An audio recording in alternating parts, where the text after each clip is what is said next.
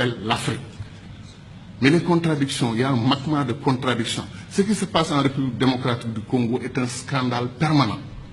Des pays africains entrent en République démocratique du Congo, prennent les ressources dont ils ont besoin et repartent. Quand les Belges ou les Français ou les Américains ou les Chinois le font, nous crions. Mais quand des Africains le font, on appelle à des négociations, à des, etc., etc.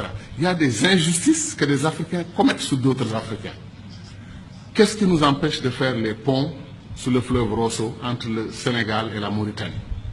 Qu'est-ce qui nous empêche de faire le pont sur le fleuve Gambie pour donner une continuité territoriale au Sénégal, régler le problème de la Casamance? C'est pour dire que les doctrines d'intégration que nous avons choisies, après 50 ans, comme on est à... C'est le jour de l'anniversaire, on dit notre bonheur pour ce qui a été fait, mais disons aussi notre préoccupation pour ce qui n'a pas été fait. Kourouma, depuis 1958, dit que le barrage de Dinga au Congo peut donner de l'électricité à toute l'Afrique, régler le problème de l'énergie. L'Afrique pourra même exporter de l'énergie. On n'a pas commencé 1 centimètre du barrage de Dinga. On nous dit que le barrage de Swapiti en Guinée peut donner de l'énergie à toute l'Afrique de l'Ouest. Où en est le projet? C'est-à-dire des choses simples qu'on pouvait faire et qu'on n'arrive pas encore à faire. Pour aller en Afrique centrale, moi, je fais 4 jours. 1 jour de voyage, 1 ou 2 jours pour régler les affaires que je veux faire là-bas. Après, c'est la bataille pour le retour.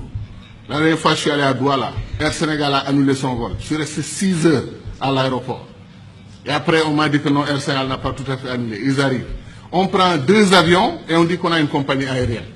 2 avions, ou 2 avions et demi, parce qu'après on a un petit dash qui tourne les hélices, etc. Qu'est-ce qui nous empêche de mutualiser? Air Afrique a été une très belle expérience panafricaine. Depuis qu'on l'a perdu, il n'y a rien. Comme disait l'autre, on fait de la compétition ruineuse entre nous. Un pays africain accepte, refuse de prendre votre offre pour exploiter son pétrole, votre offre de 10%, il refuse. Vous traversez la frontière, un autre pays africain vous ouvre les bras, venez prendre. Pourquoi nous faisons des choses comme ça? Donc ce que nous disons, ce n'est pas de la théorie. Contrairement à le sentiment de certains amis dans la salle qui ont pensé que nous, on voulait faire un saut, un puissant saut vers le passé. Non, on veut faire un saut vers l'avenir. On veut accélérer l'histoire de ce continent parce qu'on peut le faire. Tout est à volonté d'hommes. C'est les hommes et les femmes qui décident. Et nos dirigeants doivent entendre notre voix. C'est pour cela que les panafricanistes doivent se lever. Ils doivent s'organiser politiquement. Il y a des Africains panafricanistes qui votent pour des dirigeants anti-panafricanistes, qui ne veulent pas l'unité de l'Afrique. Ça n'a pas de sens. Je pense que les panafricanistes doivent être debout et faire entendre leur voix. Et je termine en disant encore une fois que moi je crois en l'Afrique, et je sais que ceux qui sont dans cette salle croient en l'Afrique. Ce qui me désole le plus, c'est que si on faisait un concours de ceux qui aiment l'Afrique, qui croient au potentiel de l'Afrique, il y a des chances que les Chinois, les Américains, les Brésiliens viennent avant nous autres Africains. Parce que ces gens connaissent. Ils savent ce qui se passe en Afrique. Ils savent que l'avenir du monde, Sarkozy, malgré la critique qu'il nous a faite ici, qui ne correspond pas du tout à l'histoire, qui est totalement fausse, que nous ne sommes pas assez entrés dans l'histoire, c'est nous qui avons créé l'histoire. C'est chez nous, en Égypte, que l'histoire a commencé. Et ça, j'y crois profondément. Pendant, comme disait Chahantega, eux, l'Europe, ils étaient dans la barbarie. Mais Sarkozy, qu'est-ce qu'il a dit? L'avenir du monde se joue en Afrique.